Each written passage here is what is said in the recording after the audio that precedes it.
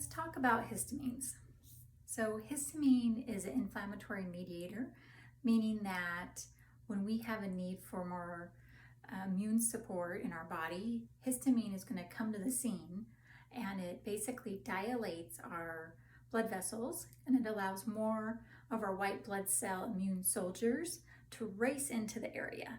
And when they are there, right, then they can do their job to help mitigate any concern that might be happening. So whether that's an infection or allergies or other sources of concern in the body. So histamine has a good role to it. However, if you're getting way too much histamine, it can certainly tip the tipping point and become a big problem. So when we're having too much histamine, we're often going to see that being a problem with symptoms and conditions related to asthma, allergy, mast cell activation, to name a few. And so in these cases, especially, but sometimes others as well, we want to consider what are the histamine foods that we're intaking, and are they potentially adding to our concern?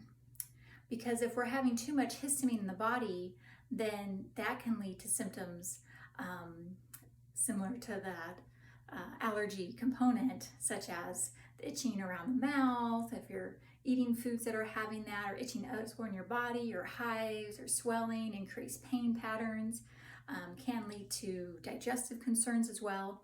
So typically, depending on the circumstances, we may go through an elimination diet trial first with the common foods that are on the chart.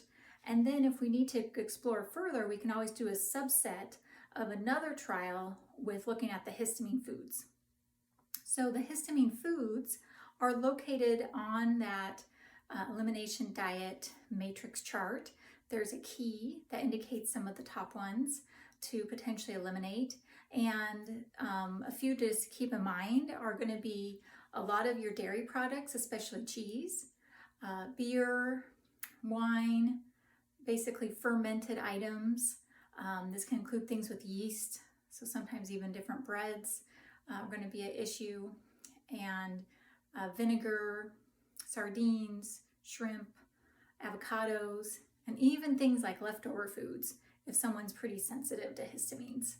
So certainly we can take a subset of that, especially if it's foods that you're eating more often. It might be considering taking those out of your diet, and just for a shorter period of time. This one with the histamine elimination trial, it's 2 weeks, and ideally you're also combining that with a diamine oxidase enzyme.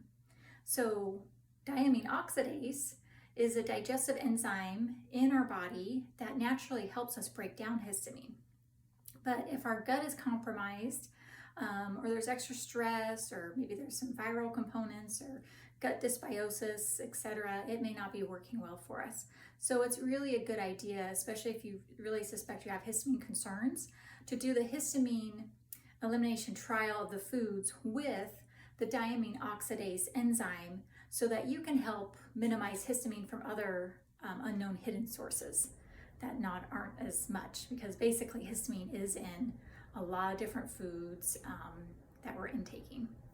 So with this, the goal is that we're basically taking our histamine bucket, right? If we have a full bucket, because maybe we do have asthma, allergy issues, mast cell, other allergic type components, and it's already getting filled up because of that, and then we're bringing on more histamine, maybe unknowingly from the food that we're eating, it can just take a little bit, like this one little drop, or if you will, like it's just like a tiny little nail, it's just that one little bit, and it's going into that bucket, but as it's coming out, like it's releasing a bigger hole, and it's letting all that water just spill everywhere. And so when that's happening in our body, then we're just getting a huge histamine response, which makes us feel horrible. So go ahead, check out this information and see if minimizing or potentially eliminating for a while your histamines can be helpful for you as you are working on your gut process.